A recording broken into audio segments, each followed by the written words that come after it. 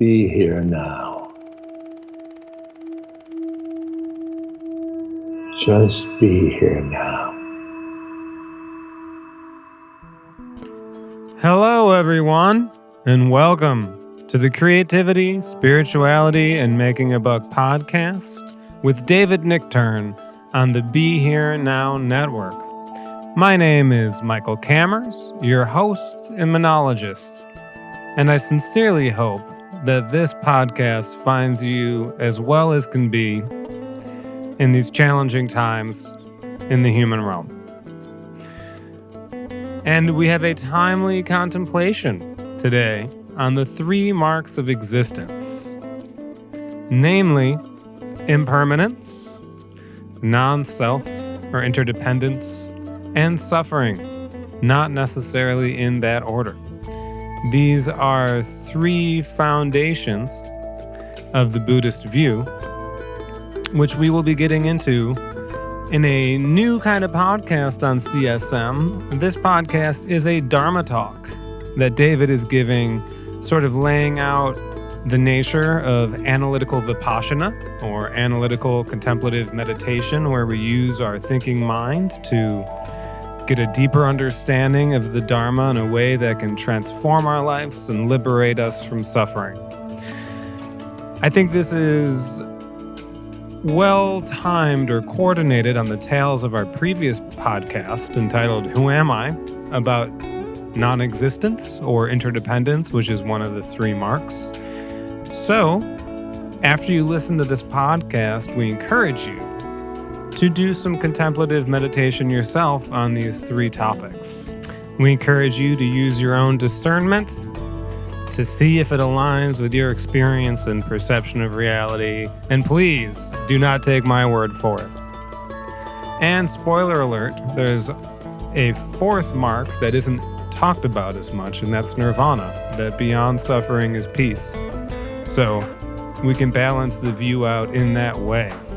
This is an excerpt from our current cohort of our mindfulness meditation teacher training program. So you're also getting a little taste of what it's like to be in level 1 of the program, where we explore mindfulness meditation, loving kindness meditation, awareness meditation, and contemplative meditation. Also, for context, this picks up right after I wrung the group out of a 40-minute meditation session.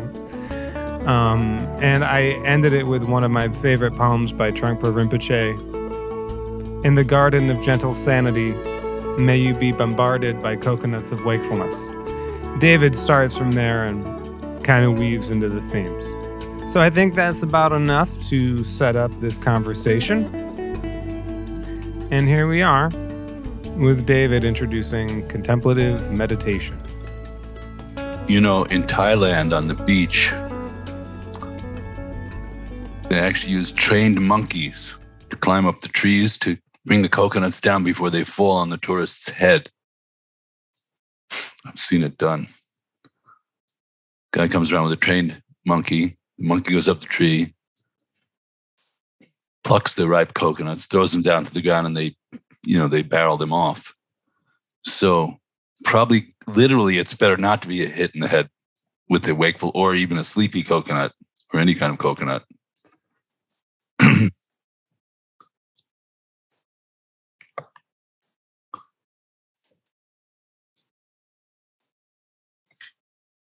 There's a word called interdependence. Have you heard that word, interdependence? Anybody heard that word? Of course, we have our Declaration of Independence. Make a big deal about independence. And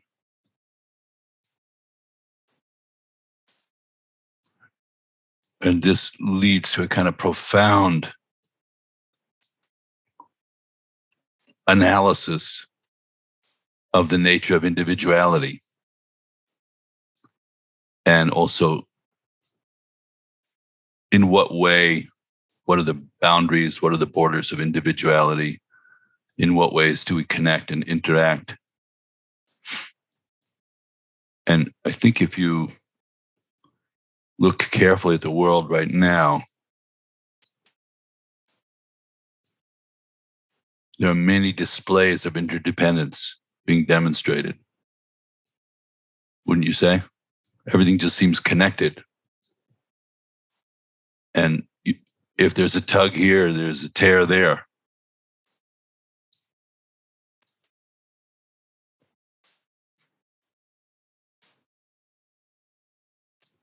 So in my way of looking at things, understanding interdependence is probably crucial for how things evolve going forward here for the human society. Those are the two strong threads, wouldn't you say? So puffing up your ego and declaring your independence, and the other one is recognizing your connection to everything. So you could say that the term egolessness, which is, something that's we're going to look at this morning, actually, this session,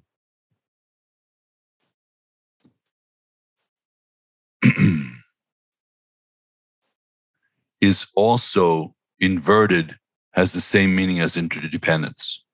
It's the recognition of the interconnectedness. So even if there is some form of self, which we're going to look at pretty carefully this morning in our contemplative practice,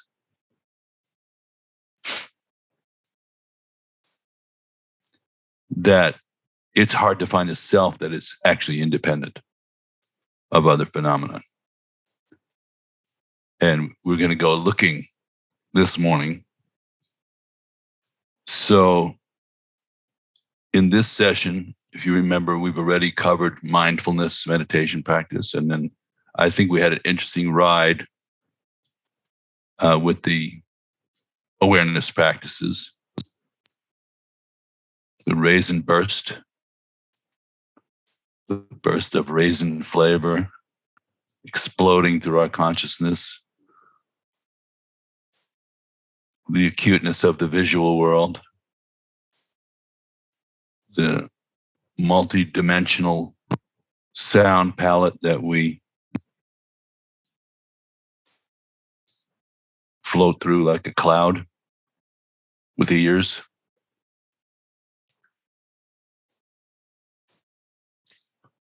And if you tune into the awareness practice, there can be a lightening of one's sense of dense individuality. You start recognizing that sensory phenomena are, as the Beatles would say, within you and without you, inside and outside.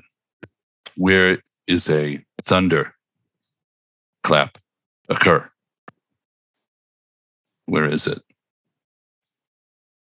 So it occurs in your conceptual mind because you've already thought it's outside of me. It shakes your physical body, so it's really directly part of your physical reality.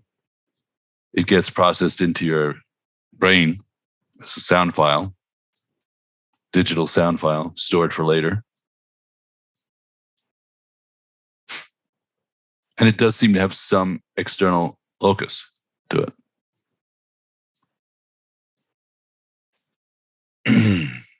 Now, I'd like to start our morning's exploration by saying this is far beyond some kind of speculative, theoretical, intellectual, conceptual framework of just trying to get some kind of conceptual grid in place so that we can feel we don't really have to experience the raw bite, the edge of the real world.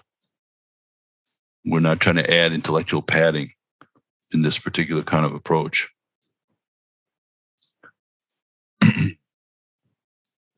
So it requires a little bit of fortitude and daring, I think would be the right word, to undertake this kind of quest. What we're doing is a kind of a quest.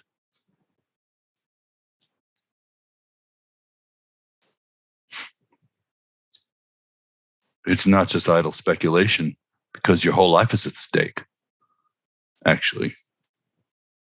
Your very existence is at stake. When you take a closer look at the nature of your own existence, you're really challenging.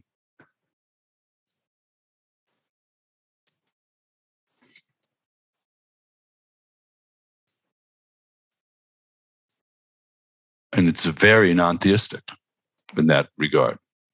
We don't assume anything about any reinforcements coming from the cosmic level down to the regional level to rescue us. So we do call this the path of the warrior.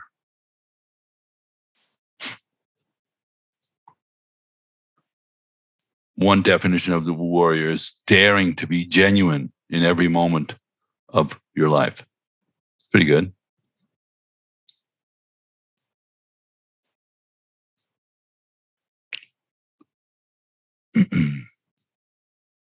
And you're also willing to be alone. You can be interdependent. You can also experience your aloneness at the same time. It's kind of a very powerful form of poetry there. You recognize your solitary journey at the same time as you recognize the interconnectedness with all that has ever been, all that will ever be, all that is. It's a big mandala, big arrangement.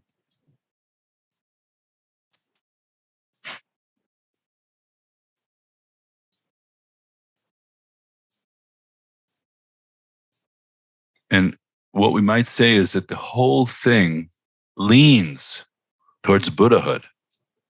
Interesting way of talking about it. Reality leans towards realization of one's true nature and the true nature of the situation. It's never going to leave you alone. Reality will never leave you alone. Bombardment of wakeful coconuts. There's always something poking through the veil of our attempt to go back to sleep, to zone out, to just create a comfortable, safe space.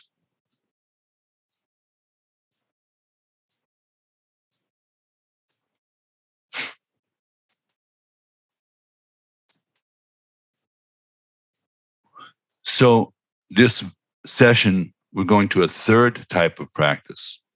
These all fit together like a jigsaw puzzle. And this is called contemplative meditation. Analytic meditation, in which we use our thinking mind. You don't actually label thinking in this one. You invite the thinker onto the playing field. That's smart, clever, brilliant, deductive, inductive, let's figure it out kind of mind.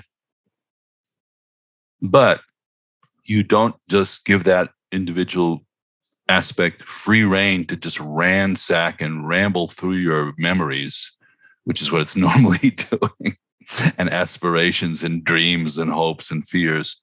You target a particular topic. You give a target, which is some object of contemplation. And you can contemplate anything. I, for example, lately have been contemplating world politics quite a lot, trying to understand the mind of the oligarch. What is going on there? A tendency to consolidate power in that way and then lord over everybody else, whether they like it or not. I've been contemplating that, thinking, well, it must come somewhere from part of our structure as human beings. There must be a seed of that potentiality of being an autocrat. And if you study Buddhism, you recognize that those seeds are not just concentrated only in one place, but maybe everybody has a little autocrat in them. Everybody's, I don't know if you all ever heard of Charlie Chaplin or not, but he did a movie about great dictator, and mocking that personality. But it's not so funny when somebody like that seizes power. It's not really, I mean, it's a stretch to see the irony and humor that everybody's got that in them. Otherwise, how could somebody like that manifest? Impossible. Everybody would just go, that's a crazy person. We just get them a good doctor or something like that. But maybe we all have a little autocrat in us, a little dictator that wants to tell everybody else what to do and how to look at things, and wants to control the world, wants to control communication, control other people's perceptions, keep any kind of healthy chaos from entering the situation. So one phrase that I'm still contemplating from my teacher was, chaos is such good news. Oh, don't say that. We're all going, don't say that. And if we look at our lives, we do anything to avoid chaos. We'd color code our socks in the drawer. We would get, binders for our manuals so that each section is discrete and completely identifiable as what it is. We would like our dinner to be just so, the silverware to be just so. And our physical world to be just so. So anything that interferes, like a runny nose, a bloody nose, a toothache,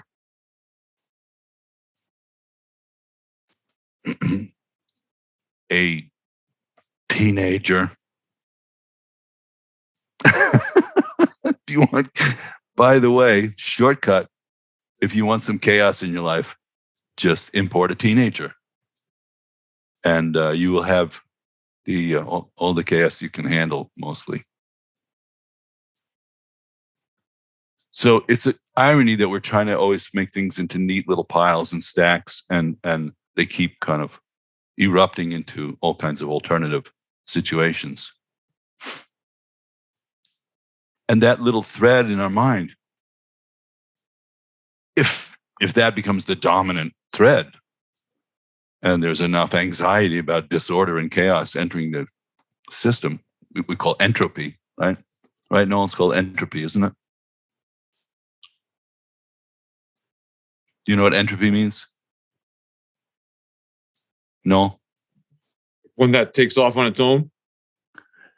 It's the tendency within a system to move towards chaos, to move away from order. And I believe it's also the tendency within a system to move towards order. It's the kind of momentum in a system. So when we introduce this contemplative meditation, please don't look at it as a way of like, now I got this straightened out. Now I understand impermanence. I understand egolessness. I understand suffering. I've got the grid all set up. Just allow the contemplation to gurgle up, to introduce some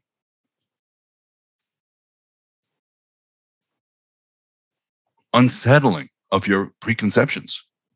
That's a good contemplation. It actually unsettles you. You go, I got to take this further. I've been going like, oh, everything's impermanent. But I didn't know they meant me. I thought they were talking about everything else. You mean me? Well, sure, theoretically. I have life insurance. I have medical insurance. I have my will all made out. But that's another thing from like, it's happening now. It's happening right now. And Buddha says, and it's not because Buddha had this big opinion about it, it's just sort of true, at any moment, any of us is expendable. And while we're waiting for that big, like, little parts of us are falling off. Our teeth are falling out. Our vision's getting worse. We need glasses. We're losing our hearing. We need a knee replacement, a hip replacement, a hernia operation. It's just, our reality is crumbling as we attempt to stabilize it. And that's not bad news. You think, get this guy out of the cocktail party. I always say, don't invite a Buddhist to a cocktail party, because they're going to say, you're all going to die. Get him out of there. And I told Duncan Trussell, I said, you cannot tell your 2-year-old, scream at your 2-year-old, you're going to die. That's not good timing. That's not skillful means. So when we see our beautiful, I spent part of the morning with my beautiful granddaughter, Izzy, who's 4 years old, Ethan's daughter. And it's like drinking ginger ale for me. It like bubbles up. It's so much fun. And she just jumps all over the place. And she's got Lego sets. They were building Paris this morning, a Lego set. Those of you who are parents, you know what I'm talking about. There's dedicated Lego sets. But Paris is impermanent. One day the Eiffel Tower will not be there.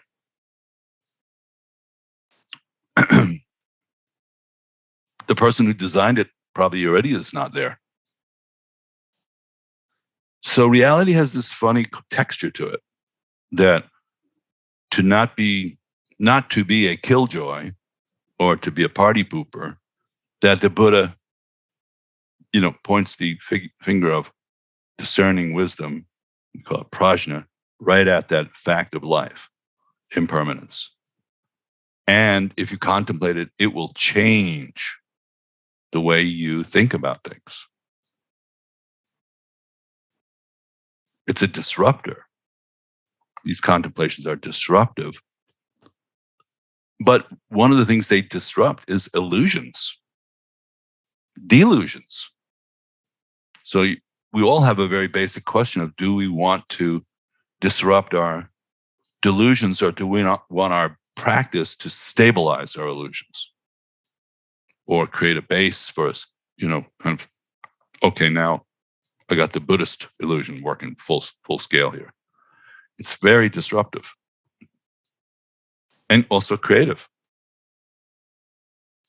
So when we contemplate the way we're going to do this morning, we're continuing to explore our world, as we did with the mindful attention, as we did with exploring our sense fields in the awareness exercise. Now we're exploring our conceptual structure of how we fashion the world, how we formulate it, with no aim in mind. Like a scientist, it was so great when I talked to Amishi Jha. I've always wanted to talk to scientists about Buddhism, and a lot of people are quoting neuroscience and stuff, but this was actually a neuroscientist. It's one thing for us to go, well, neuroscience says blah, blah, blah, blah, blah. But a neuroscientist with a PhD is going, it's precisely this. We studied it in the laboratory, and the average person's mind is wandering 50% of the time.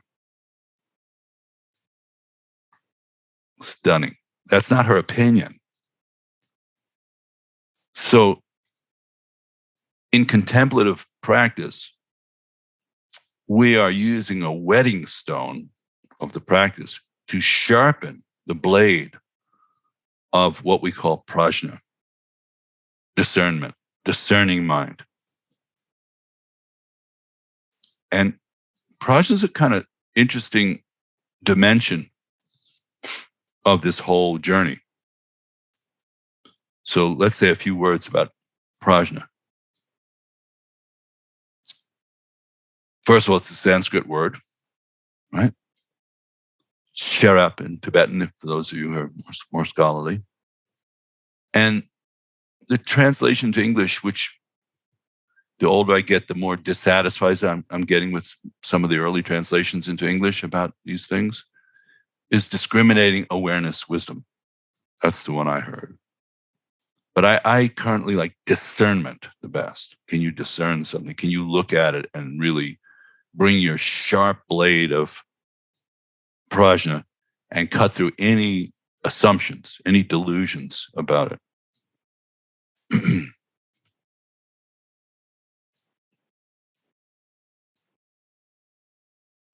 Like prajna would look, it's panoramically useful for every activity.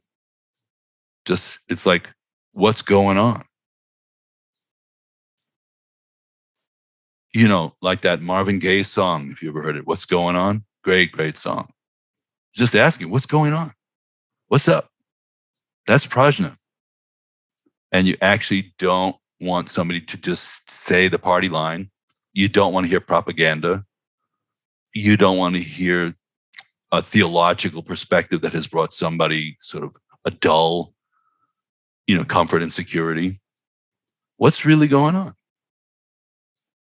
What's happening? That's what musicians always ask each other, right? What's happening? Hey man, what's happening? Well, since you asked, nobody ever really answers it. It's more of a casual greeting than a real call for sharpening the sword of prajna. What is happening? So prajna is that which is super curious, you could say. It's super curiosity, supernova curiosity that has no allegiance to any particular perspective. And when I did talk to Dr. Jha, I said, help me out here with the scientist thing. Do you ever prove something beyond a shadow of a doubt? She said, that's not our job. We only disprove. I went, really? She said, yeah, we start with a theorem, and then we attempt to disprove it. That's very prajna. So if we can't disprove it, it stands for the moment as the conventional understanding of that, what that is. So there's no sense of, well, I've proved gravity. It's more, we haven't disproved the theory of gravity, whatever that one might be. So now you could say that if there's too much prajna, it's very uncomfortable because you can't even say, somebody says, pass the butter, at the breakfast table. And the other person says, what exactly do you mean by pass? What do you mean by the? And what do you mean by butter? That person is a little bit maybe taking this all too seriously. And, a Buddhist scholar could easily demonstrate there is no such thing as butter. It's a composite of other elements. It's a relative assignation. As soon as you put it, if you say butter is sort of a solid thing, as soon as you put it in a pan, it's a liquid thing. Where's the butter? Where's the butterness? And in the same way, this notion of self, which we've really gone to town with, we've worked lifetimes on this notion of a self, can easily be dismantled. A 4-year-old could do it. Oh, I'm Michael Kammers. I'm a musician, a saxophone player. Well, which saxophone do you play?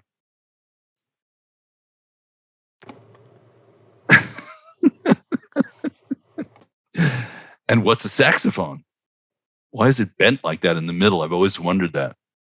What century did they do that to a saxophone? And were the unbent saxophones also saxophones, or were they called something else? So we've developed a whole language of relative reality. That's fine. We're not trying to get rid of that. That would be insanity. But when you think of all the other things that we've accumulated in terms of conceptual and prejudice and uncooked insights about what's going on, what's not going on, the fact is that when you see propaganda, which is another thing I'm contemplating, Gee, you mean all you have to do is tell somebody something and they'll believe it? What happened to their Prajna in Russia? What happened? Did millions of people just go like, oh, I don't know, they said it on TV, it must be true? Are we saying that here? Do we do that in small and big ways? So Prajna is, we talk about the three Prajnas. We're going to get into this a little more technically.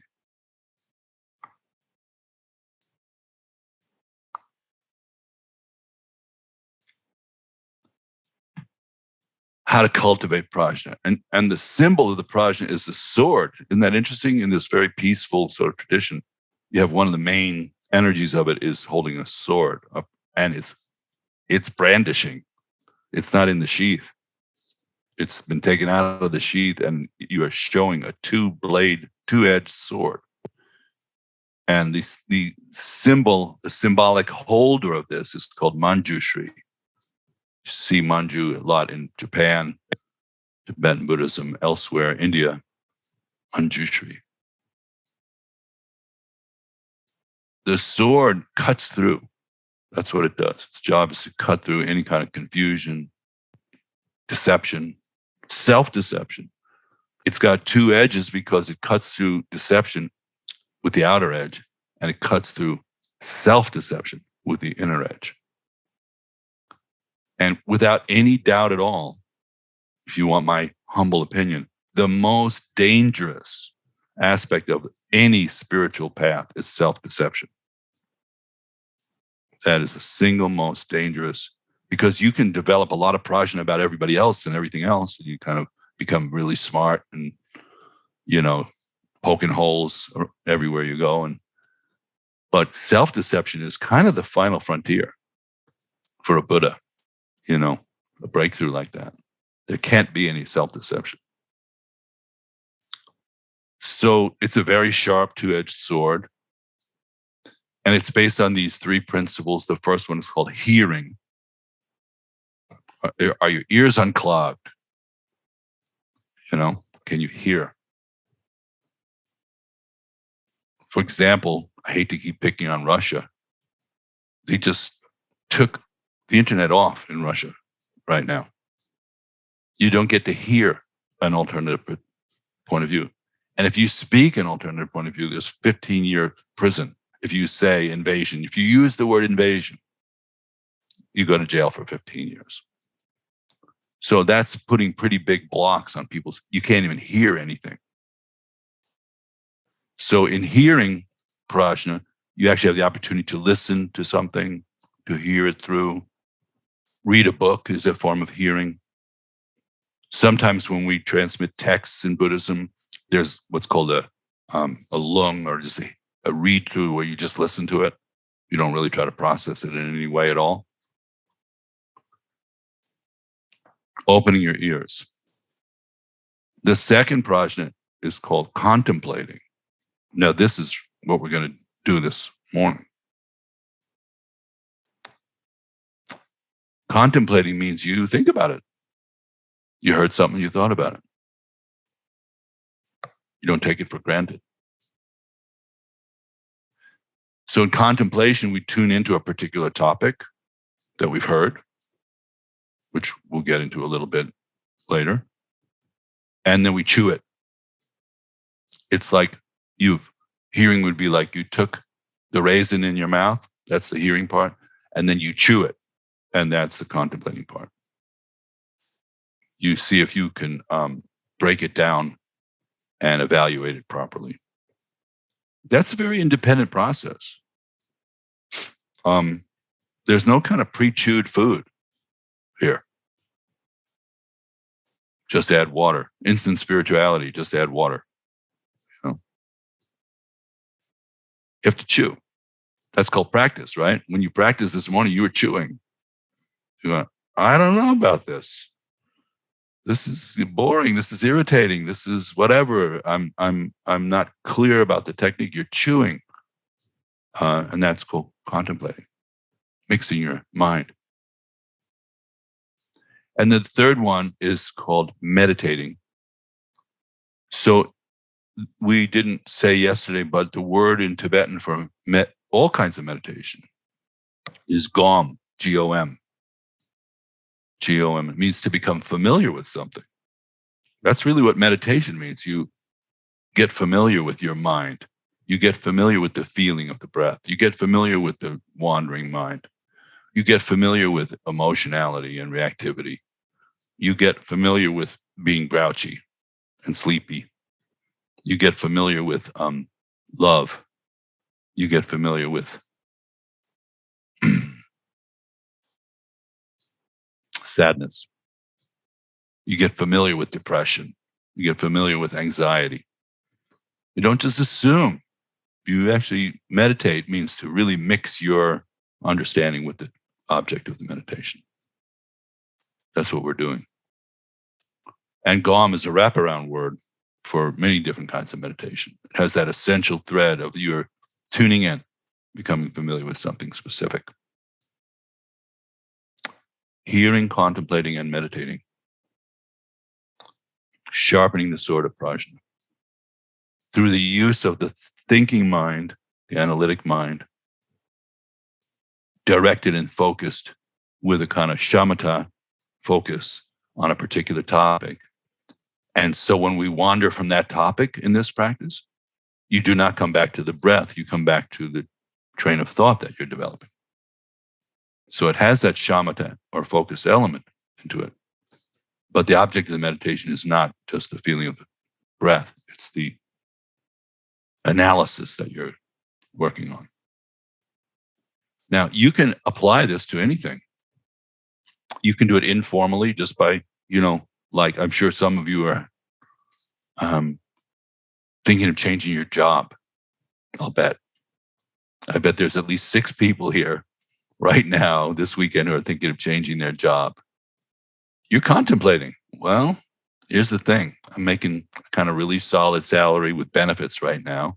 This is what contemplation on a job would look like. This other thing has a much bigger future, potentially. I like the people better. But on the other hand, that's contemplating, right?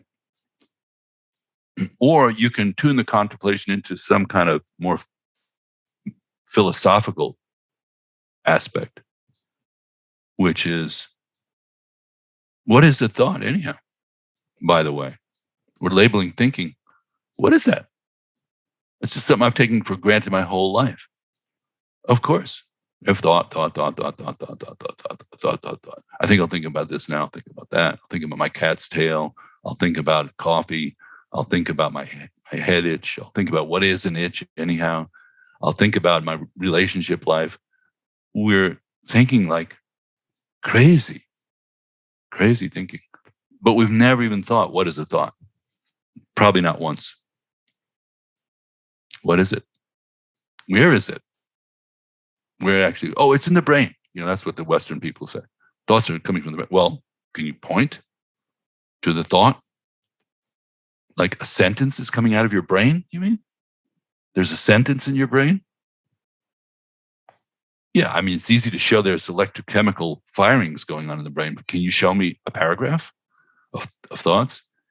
Can you show me image of a house? Can you show me a memory? I know some of you thinking they're getting awfully close to it, and I agree.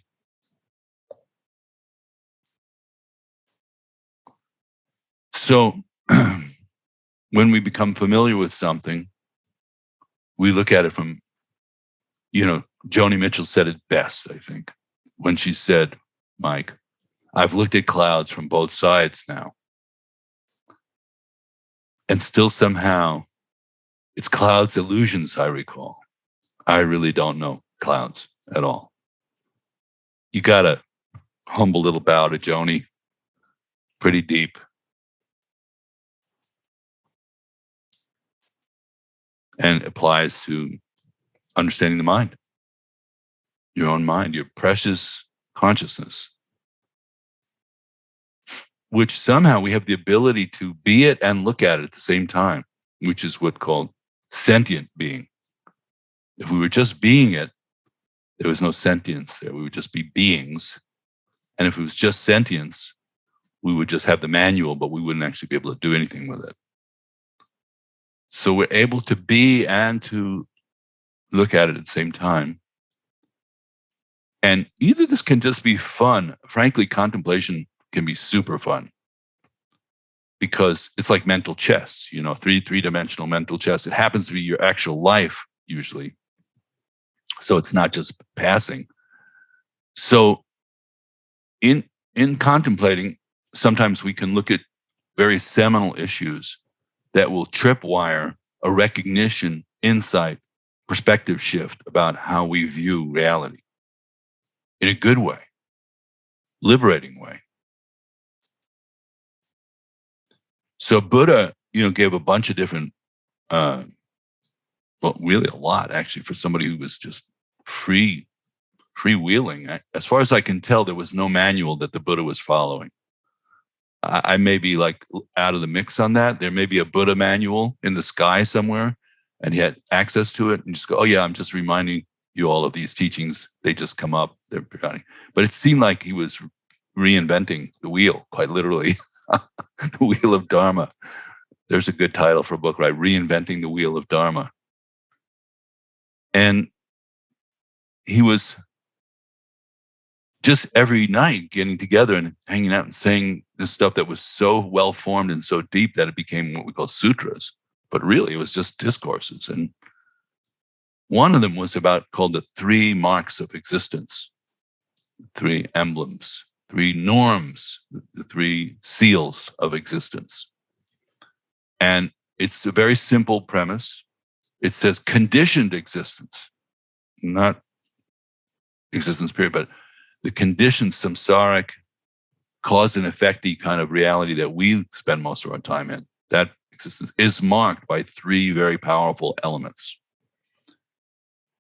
Now you're hearing, okay? First one is impermanence. Conditioned existence is marked by impermanence. Ooh, is that true? Now you heard it, you contemplate it, and you see, is it true? Is it true under certain causes and conditions, or is it not true? Right? Is our conditioned existence marked by impermanence? Now, if your own prajna tells you after the contemplation, you know what? I can't find fault in this. It seems to be true. Then you might have to align your perspective with acknowledging that reality. Everybody you know, everybody you love is going to age and pass away, including everybody in this group. Now, some people get so offended by this, they just want to walk up and leave the Zoom session. Can't be true. But upon investigation, you look and you go, I think I might have to yield here to the fact that this does seem to be the case. And my clinging to a more permanent, idealistic version of reality may actually be putting me out of touch, out of balance, out of whack. So it might be worth thinking about whether we allocate real estate in our emotional and mental life to understand impermanence and the full implications of it. Or are we always going to be taken by surprise and say, oh, so-and-so got sick? Well, yeah. I'm getting sick. Well, yeah. And that's why Buddha was very cool in the palace until he saw an old person, a sick person, and a dying person. And his bourgeois parents were trying to shield him from that reality, just giving him a kind of like a nice yacht and a pleasure palace, and just don't worry about that stuff. And then he saw it for his own eyes. He went, what is going on here? This comfortable reality they have, bourgeois reality that I've established, is impermanent. And you know what he did? He left. So this is an interesting model that the Buddha was slipped out the back and became a yogi. And some of you did that. I know who you are. Some of you slipped out the back and became a yogi and said, I can't follow this conventional situation anymore. And some of you slipped out the back and became a very conventional yogi. You know, we can create new conventions. It's easy. It's in our wheelhouse. But to keep that sharp edge of prajna active all the time and tune into the impermanent aspect of things without any notion of wishing it was otherwise.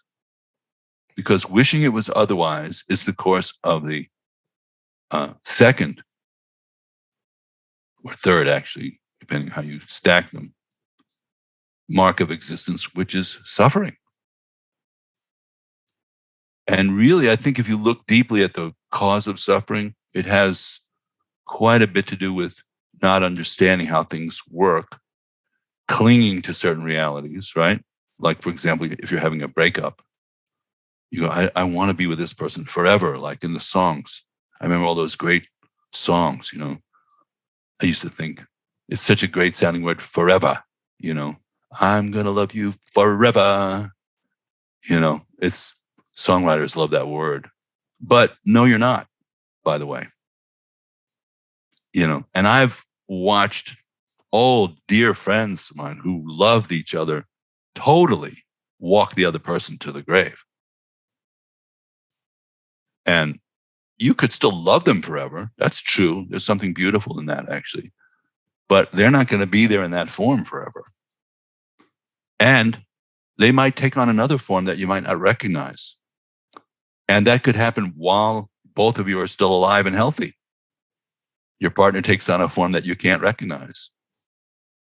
So impermanence means being awake to change. Awake to change.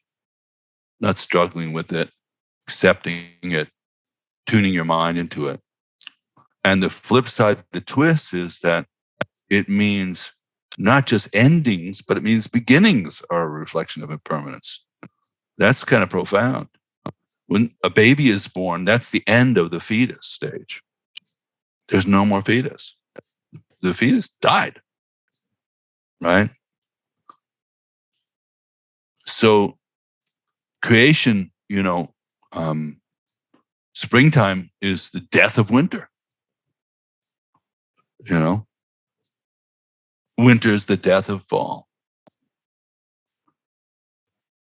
So we're going to look at impermanence. We're going to look at the kind of causality of our underlying stress and suffering. That's the second mark of existence. And the third one is the most interesting one, actually, if you could say that, which is anatman. I'm going to say it in Sanskrit. In Pali, it was anatta. And it's been translated as ego into the West. And I see a red flag there. Trungpa Rinpoche translated as ego. I think he was trying to find out where our minds are. And ego is sort of like our sense of exaggerated self. That's one of the meanings of ego. Like you say somebody's egotistical, it means they have an exaggerated sense of their self. But Atman really means a kind of primordial self, or soul is probably the best definition for it. That there's something in each one of us that's immortal, basically. And many of my good friends would give a very subtle argument about why this is so.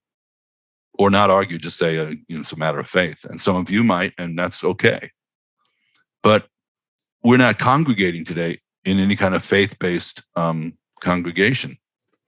So when you contemplate, you could say at the end, look, I just take it on faith. My priest told me this. My parents told me this. But when we contemplate, that's not going to get you an A on the test. You have to tell the rest of us why you think that. From your own experience, from the depths of your own experience. So, what is the self? That's the third one.